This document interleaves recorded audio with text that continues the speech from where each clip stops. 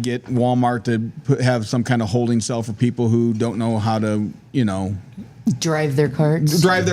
And who has the right of way in Walmart. Exactly. But the thing I want to talk about today is how long until I do a citizen's arrest should someone be allowed to drive before they hit highway speed? Let's say, for instance, I'm going on 331 from Bremen towards Mishawaka. Now, from Bremen to Wyatt is probably what? 7 miles, maybe 6 miles. Yes, somewhere there. Should it take them 5 miles to get up to highway speed? Well, they're being cautious. Okay, but should there be a law that you have to be at highway speed? And I'm not saying speed. I'm not telling them I want them to go 70, even though they should. Again, that's because just the law is 55. The law is 55. The law is 55. I would be happy if they hit 55. But when I'm 2 miles down the road and they're still going 42 to 43, can I pull them over and give them a citizen's arrest? Well, that could be on your part where you'd get arrested for impersonating an officer. Well, all I'm doing is going, woo, woo, woo, woo, woo, woo. Well, that's out the window. And if somebody would pull over, are you going to flash your lights? You got the red and blues? No, I don't have the red and blues, but I will flash the lights. And then I just want to walk up to the vehicle and say, listen, you just didn't quite hit highway speed quick enough for me. This is a ticket. And where's that ticket? And where's the money going to go to? To fund the police? Yes, it's to fund the police. I'm not looking for my own personal gains here at all. Of course not. I want them to fund the police or the county or whatever, but they need there needs to be some punishment for not being able to hit highway speed quick enough. Some people you might not want to hit highway speeds. See, yeah, you gotta think about that. Because you got to think these the older drivers that are trying to be more cautious. You know how grocery stores sometimes will have, like, for senior citizens, they have a day where senior citizens, they get a discount. Yes, Martin's is Wednesday. Right.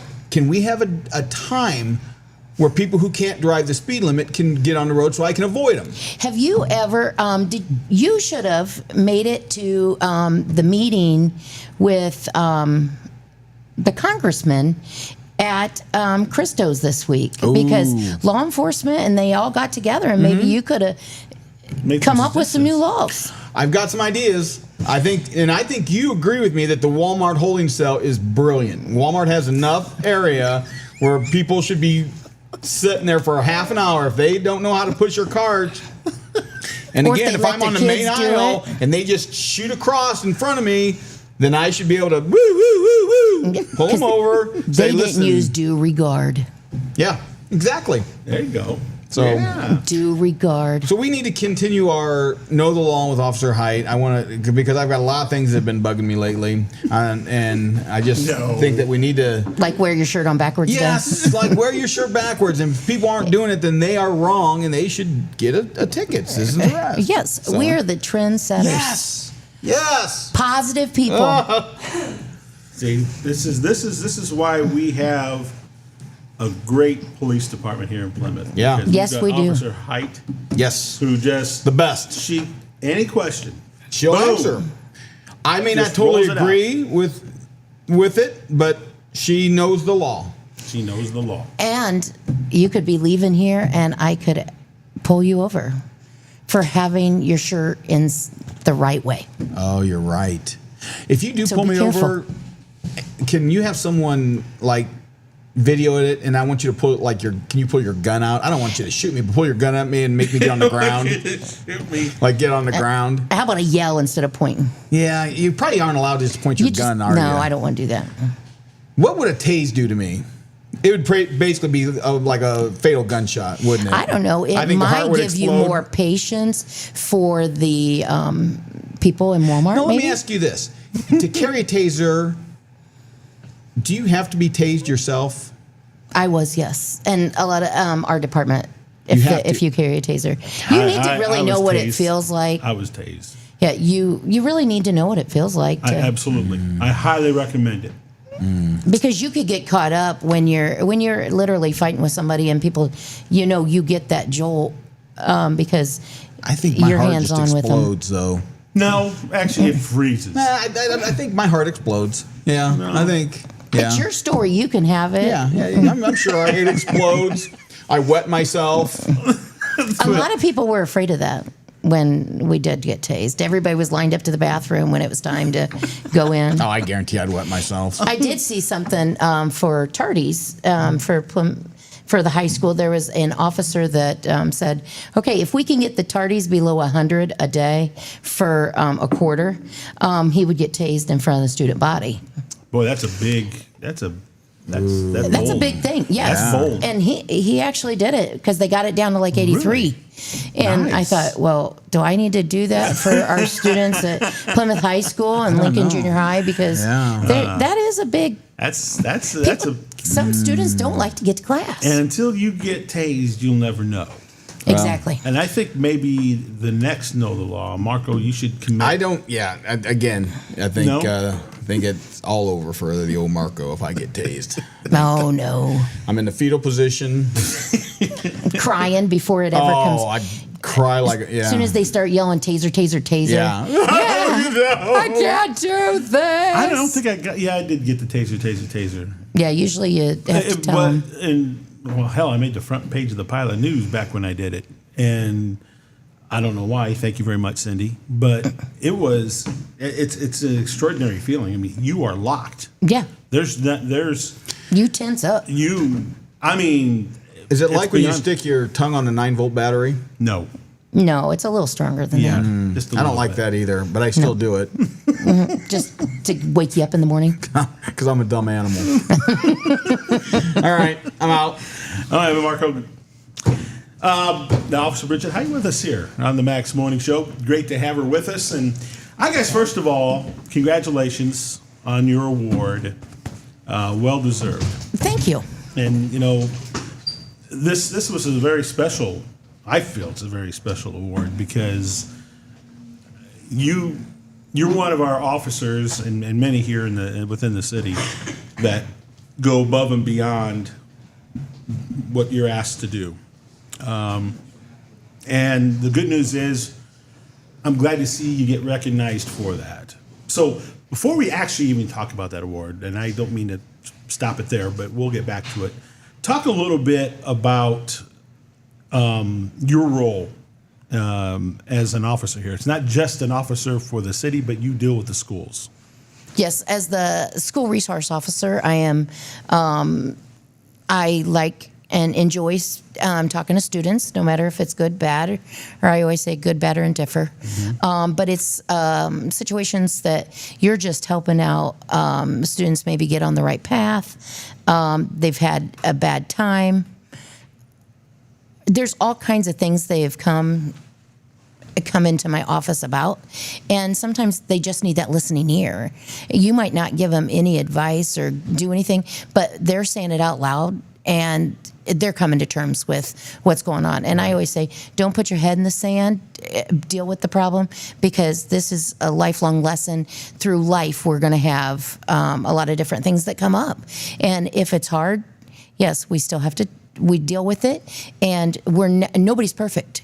So it's all on how we learn from our mistakes and go for it.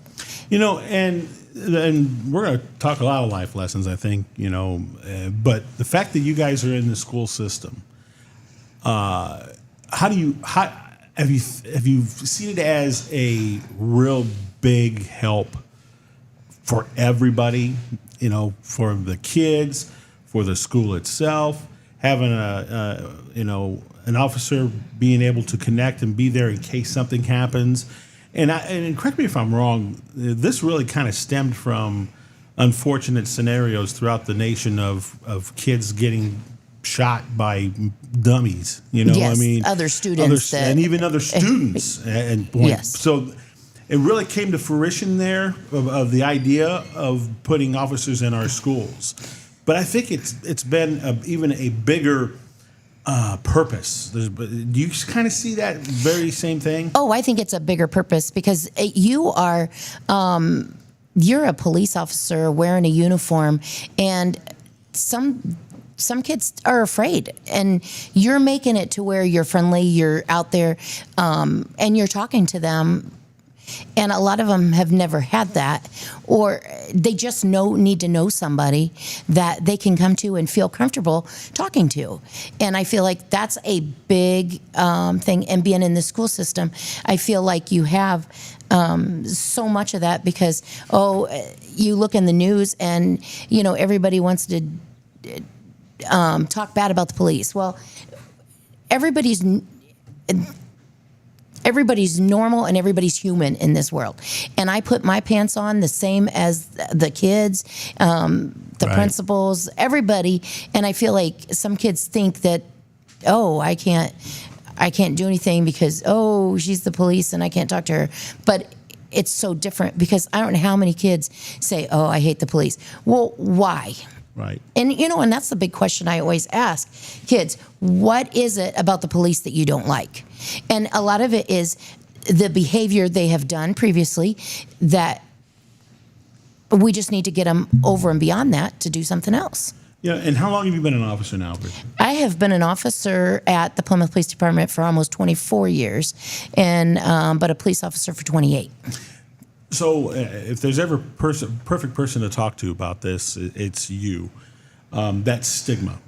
Police always have a stigma. Now listen, unfortunately, a couple bad apples seem to spoil the bushel. I think we can all agree. Each officer's got their own style of doing things, but there's an underlying thing here that we need to address. Every time you pull over somebody, you never know what's going to happen. No. The risk percentage of you walking away from an incident is almost 100%. Yes. It's that high of a risk because you don't know what that other person is going to do. And you've had your share of dealing with people like that. You probably have had some drivers drive off as soon as they see you get out of the car. As soon as you get out of the car, they're wanting to take off, and you're like. And here now there's a public safety risk involved in this. That tends to get lost into the mix when we talk about the stigma of officers, because people don't necessarily think about it. They're just saying, "Oh my God, here they are pulling someone over again because they got an ego." No, that's not what we're here to do. We're still here to stop accidents. We don't want. Do we hate going to accidents where somebody is hurt and we have to explain to the family, "Hey, here's what happened," or different things. So when we're pulling people over, yes, you were caught speeding without your seatbelt. There's all kinds of different things that you get pulled over for. But a lot of times we're doing it, there's a purpose in mind. We're not just doing, pinpoint that one, okay, right. And you get pulled over. It's not necessarily that, but don't give us that reason to pull. Don't lie. Don't do that. And we understand it happens, and I'm guilty of it in my personal vehicle of speeding. And believe me, when I was in high school, I got my fair share of speeding tickets, and so. It's just one of those things that it's a learning experience, and we're not untouchable. Things happen to us, and and I've done ride-alongs with you guys over the many years, and I wish people would be able to take time to ride along just to see what you guys do. You're not just cruising in your car. You're doing more than that, because of the radio traffic, there's something always happening. Always, always, always. Whether it's every 5 minutes, 10 minutes, or even maybe a half hour, there is something that you guys got to be aware of. I mean, because of the call-ins that happen. Mm-hmm. And, of course, let's not forget, you guys just don't get call-ins for a civil thing or an accident. You get calls for a cat up a tree. You get calls for the dispute between two neighbors over fenced property. I mean, it ranges to I'll say this, to the ridiculous. Well, and it's if people don't have an answer, I'm calling the police. Yeah.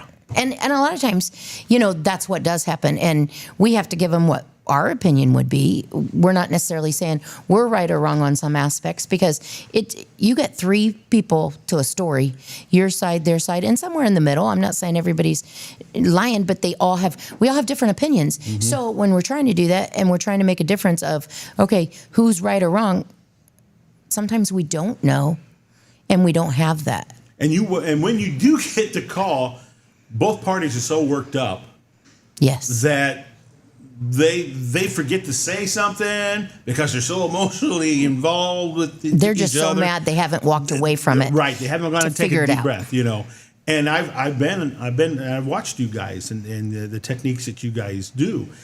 Again, each officer is different with how they do it, but it's a scenario where you need to hear the sides before you can make any determination of what the next move is. Oh, yeah, because if two people are yelling at each other, guess what you get out of that? Nothing. Nothing. Nobody's hearing nothing. And so everybody has to talk it out and communicate. Otherwise, nothing's going to happen, and it's not going to get better. So, this happens so much more than what people even think. Oh, yeah. In an 8-hour shift, you have so many emotions that could happen. On a shift, you're going to a medical call or doing different things. It affects you. Yeah. But everybody expects you to, you got to Be the calm, controlled, cool, and collected person. Yeah, and that's kind of what they do. Yeah, we're all, I don't want to tell these kids, we're all human and we all have this. So it's on how we deal with it. Yeah. And figure it out. Has the job in the relationship, or is it, let me rephrase this, how kids are dealing with things now, has it become a little more, I don't want to say difficult, but that it's more involved over the years you've been doing this? I think it has been more involved and more in depth. I think, kids see a lot more today than what I ever grew up seeing. It's just that different in stigma. And then you had COVID there for a while. Right. That it kept everybody at home. Well, that changed everybody. Yeah. And then I hate to say social media. When I was a kid, we didn't have, you didn't have a phone with you. You had a pay phone to go, hey, come pick me up. And, Right. that was your name. So they'd just know to come pick you up and not take the call. But so much different has changed. And we're only phone call away. But then that also doesn't help the communication sometimes with students and adults and different things because they don't know how to talk to people because they have that phone, they'll text all day long. But how much is misstrued in a text when you're trying, they said this about me. Okay, how did they say it? Well, they didn't say it. It was through a text. Well, okay, Right. Was it all capitals with exclamation mark? There's so many different things that people take, and these kids have been raised this way, and it's hard to tell them, okay, let's talk about it. Let's chit chat. Right. I have a foster child, and I've been telling him, okay, he's taking summer school. Hey, read the question out loud. Nobody's here. You can actually talk to yourself. Sometimes I feel like it's better. Hey, I'm in my car by Amen to that one. myself. Make sure I don't have my camera on so I don't look like a fool. But you're reading it out loud. So Right. that way it makes more sense sometimes if you say it out loud compared to, I'm like, just read the questions out loud. So, well, that'd be like me talking to myself. Don't answer yourself. Answer that in your iPad, on your iPad. But hey, you still get it answered, and you're talking. Right. You're communicating. And Communication, that's that is the biggest key in so much. we live in a relatively decent-sized town in Plymouth, and since you're a police officer here, you have all connections to South Bend officers. You had Rochester. We can go on. Yes. Are we lucky as a department here to not? Well, I don't know how I can say this. Do you sometimes, when you talk to those folks who are in bigger cities and stuff, and say to yourself, "Man, I'm sure glad I'm in Plymouth"? Oh, I do. I love Plymouth due to the fact that it's the camaraderie we have. It's the communication. It's through the prosecutor's office that work hand in hand with us. Our community backs the police. It's not, they did this and everybody against the police. I feel like our community really has a love for the police and likes to see us out and about.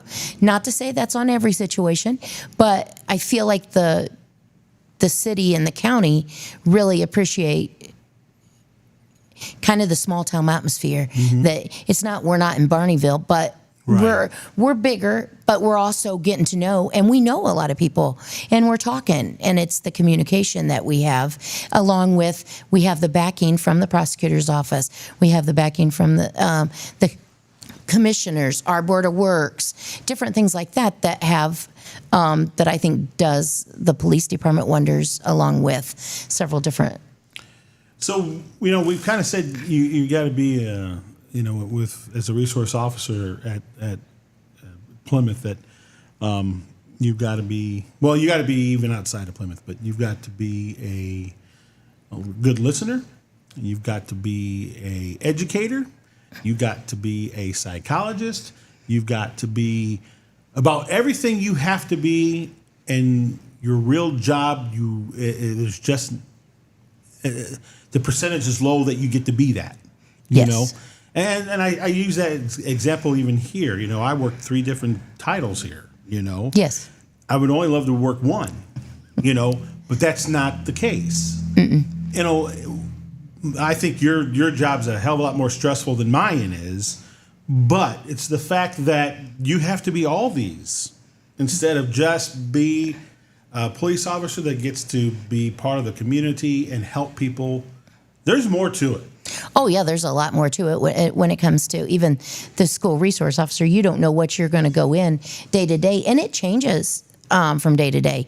You never know. There's a lot of things that's happened this year that I'm like, oh, I've never had that. But it's that knowledge just of trying to figure out, and you always got a resource. Yeah, there's always those resources out there to go, hey, have you ever had that? Or have you, just different things that I think has really come to light that, everybody goes through it. The principals go through it. You go through it. And you're just putting the resources out there that I've gathered in the last 24 years of being a police officer in Plymouth, of how do we deal with people? How do we talk to people? Do we think that there's Officer DeLee right there, as a matter of fact. He can come in. I'm yelling. He's walking. You could get a hold of him. Tell him to quit walking the streets for a second. Tell him to come in. Yeah. But, in your case here, you won this neat award, and it's a Regional Exceptional Service Award for Region 2. And a lot for the Indiana School Resource Association. I think this is such a special award because of the fact that you do deal with kids.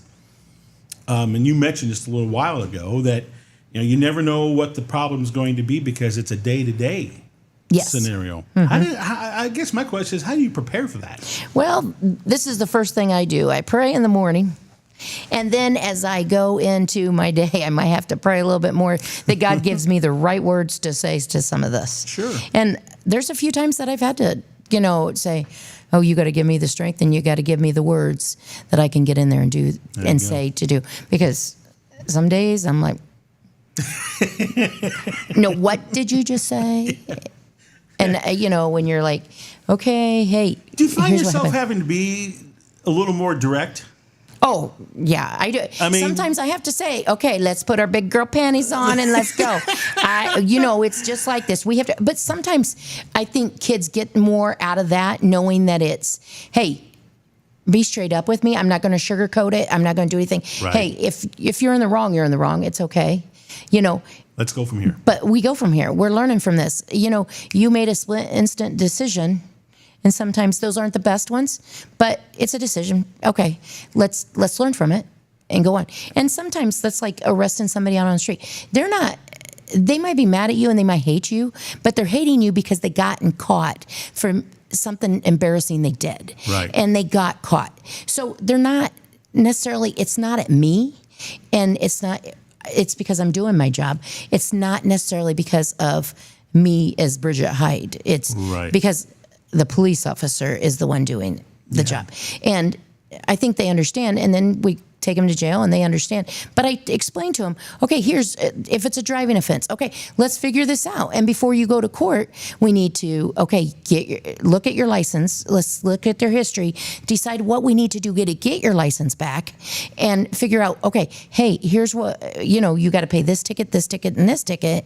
And then once you get that, okay, now you can go and say, hey, I'm valid, and they'll work with you. Right. Not hide in the sand and not show up. Leave them. Right. Yeah, you want to make sure that they understand, hey, here's what we got to do. The other part about that is that a lot of people just don't think that you assist them. You just pick them up, drop them off in jail, and then that's it. Bye-bye. Yeah, but here's the other part about it now. And I don't know if you guys do this, but if I was a police officer, I'd do this. If you're going to be completely a jerk about it and you're not going to show any kind of respect, then we're going to have a problem. And, that's just why I'm not an officer, by the way. Your butt's going to be in here maybe a little bit longer before I come talk to you to see how I can help you. Well, and a lot of times, I hate to say it, but I arrested somebody this week for the state police and for our drug unit guys. And these are previous students. So I'm like, okay, hey, let's work from this. Let's figure this out. Okay, you do have a job. That's a plus. Let's try to figure out how we can overcome it. She's like, yes, because we got to figure things out. She's like, I'm saving for a house. Okay, so you're doing all the right things, but are we hanging around? You become who your friends are. Right. And environment. And people might, we have a lot of people and if you judge by the people you hang with, you become who your friends are. Yeah. And that is the one thing I try to explain to some of these kids. I want you active in a lot of different things, active in school. Like it always helps. You don't have to play sports to do everything. You got drama club. You got photography for the yearbook. There's so many different clubs and stuff to be involved with. Like I learned so much. I volunteered at robotics when we had a robotics tournament over at the high school.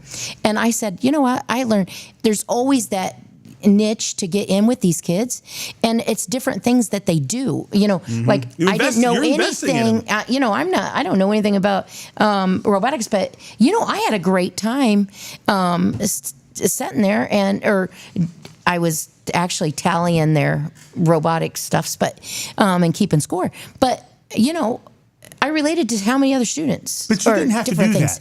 You did not have to do that. You did it because Bridget Hite wanted to do that, to be part of what that child is doing, because you never know when you're going to meet up with them again. Exactly. So you're already developing that trust. Mm-hmm. That's why they love you at the schools. I hope so. Well, yes. the kids will probably never ever say that. Mm-hmm. There's some of them that do. But when they open up to you, that means there's a trust factor there. Yes. And I know you get some that are just going to be stubborn and not say stuff, but your majority, from what I've been told, they're more than willing to sit down and talk with you, even when they're not in trouble. Oh yeah, I have kids. They have to kick them out of my office compared to hey, it's time to get back to class, or you can't use this as an excuse to talk to Bridget time. Bridget time. Mm-hmm. It's one of those situations where I feel good about it, and I stay busy with it. But it's also okay. But you never know when that kid's going to need me, or it's going to baseball game, working track meets. I had the best time working track meets too.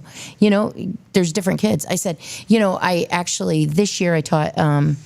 Assistant Chief Immunizer and I taught DARE for fifth graders over at Triton. Well, that was the best time to me because there was quite a few kids that I actually knew. Well, then at the DARE graduation, several of the parents, I didn't know if you were still at Plymouth, and right. But there's so many different ones that you've seen and you've had that makes you feel good when okay. And they're like, oh, well, you need to. I grew up with her. She knows stories about me. Well, then they're all wanting to know the stories. Right, yeah. Well, and, here's the thing. I mean, what you have been doing by doing those things that you're talking about, teaching DARE. Yesterday, where was Bridget Hite at 93 degrees? She was at River Park Square because she was helping the library and our police organization be a representative to the kids by sitting. Actually, she wasn't sitting. She was standing in 93-degree weather for what, 2.5 hours to showcase a police car, which what the library was doing well. It's like they did like a touch a truck or touch a car event. Great event. Oh, yeah, it was a great attended. event, yes. Well attended again For this year. the hot as it was, Yeah. it was great. You know, and you didn't have to do that per se, but you were there. And you wanted to be noticed. You wanted the kids to see, hey, listen, I'm not the bad guy here. And yeah, I got a pretty cool car. Yeah. They And could some do some kids, things. some kids want to get in the front, and then they're like, I want to sit where the bad guys sit. Well, you don't want to sit there. You want to sit where the, Right. you want to sit where the cool kids are, right in front where you're driving the car. This is what our officers do. And I probably need to apologize to you guys because I don't do it enough. But, you know, this is why we've got one of our city police who is a Regional Exceptional Service Award recipient for Region 2.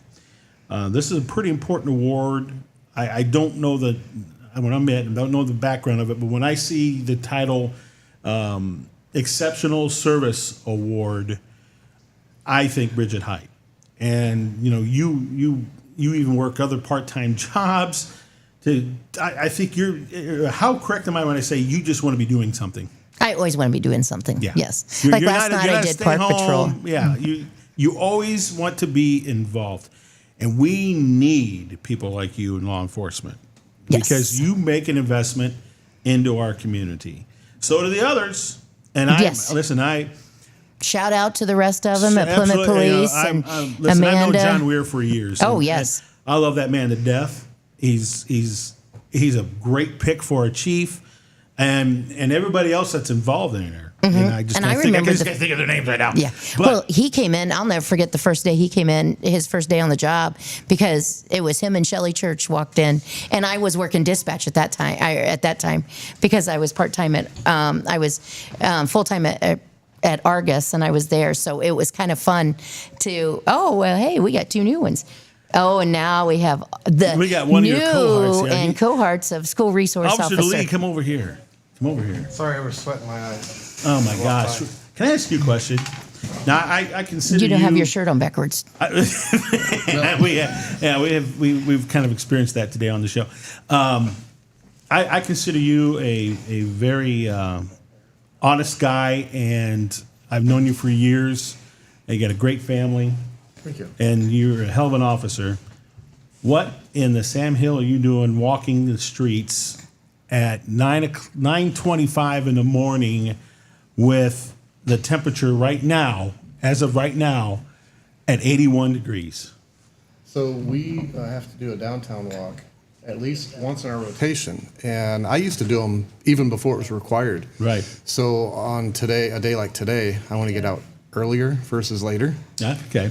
And You're saying you're still smart then, okay. yes, even though I saw like 2 people on the sidewalk, that. But was you it. saw us inside, so that I made it did. even easier. I might have made a purpose to peek in the window as you guys were sitting in the air conditioning here. Yes.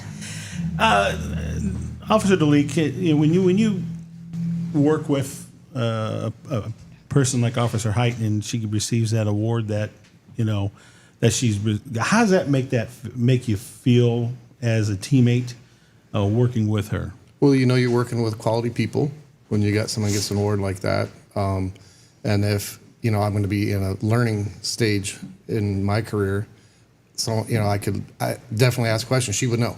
Right. So that means she knows what she's doing. Yeah, there is that. Someday. Don't blow that off. That's a wonderful statement about you. But, in the department itself, how long have you been working with the police department? It'll be 24 Steve? years now. 24 years. So I hope people understand how important experience is. And because I sure appreciate it, knowing and working with you guys over many years. I was just talking to Bridget a little bit about, today's human beings, and I think you guys have done a great job in humanizing our police department, because so many people sit there and go, oh, God, I'm getting pulled over, they freak out. Or if you are walking on the same street and they're coming at you, they quickly go to the other side of the street. You know what I'm Right. saying? To me, and just by observation over the many years, that's you guys have improved that relationship. Is that fair to say? Oh yeah, that's what we've been trying to do, because you need community involvement to help out, to make any community safer and nicer to live in. So, and on that note, Yes. I'm getting a text because I didn't call out. I was here. They're on a couple calls, and I actually need to run to a call. Go to it. Get out of So here. I'm glad I got to sit in for a moment with you Well, guys. thank you, buddy. All right. Yeah, Be and safe. we also got a shout out to Steve, because he will be assisting in teaching the criminal justice Good. program, and he's going to be in a lot of the elementaries and at Riverside, but he's also going to be co-partner with me in teaching juniors and seniors about the criminal justice program. Great. And he also, I have to love it, because I'm glad when Steve is always on. I say Steve, Wally, a lot of these guys, they take animal calls like snakes. I'm okay with not having that. So, these guys are hunters and stuff like that. So we have a mix of everybody's has different genres that they Right. they pick. So, and you have a lot of different personalities on the department. And I love it, because if it comes to an animal, he carries something in the back of his car. I had a possum out one time. Thank God Steve was on, and he got it by the ring. So it was a good time. That's right. Yeah. You need people like that. Yes. Because I wouldn't be doing it either. That's my resource. There you go. It's a resource, indeed. And again, back to the award real quick, though. There's a lot of people that have praised you on social media. How does that make you feel? When you get people actually noticing your work and doing what you do. It's not very, in my head, I'm still doing what I'm supposed to be doing. This is what I get paid for. It does make me feel good that I was nominated even. And it also, I guess, I feel like I'm not one that likes to take compliments. I'm not a compliment person. I just know that I'm out there doing my job, and this is how I feel, and it's a passion. I love, and if I can help juveniles, that's our upbringing. That's what's going to be running our country future, one day. And if I can help, that's what I want to do. I don't. Well, I tell you, no matter where you see Bridget. And you'll see her a lot of places, because, again, she doesn't sit down, and she's a very active individual.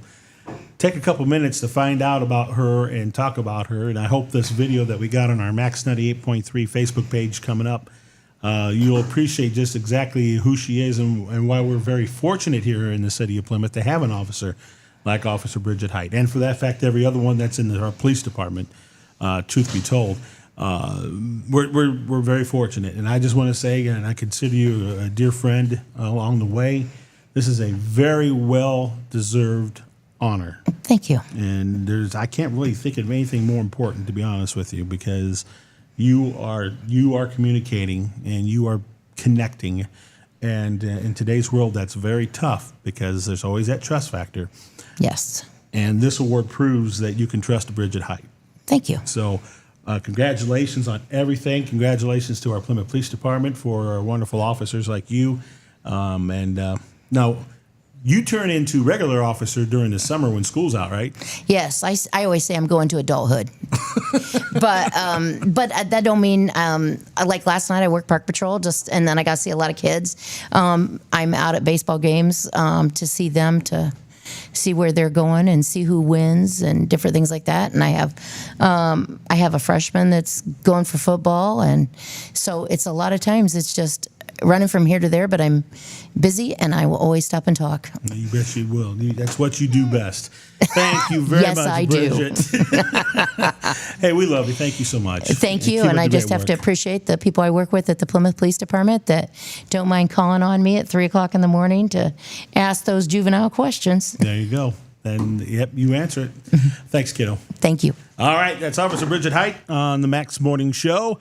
9:31 in the morning. Back to wrap it up.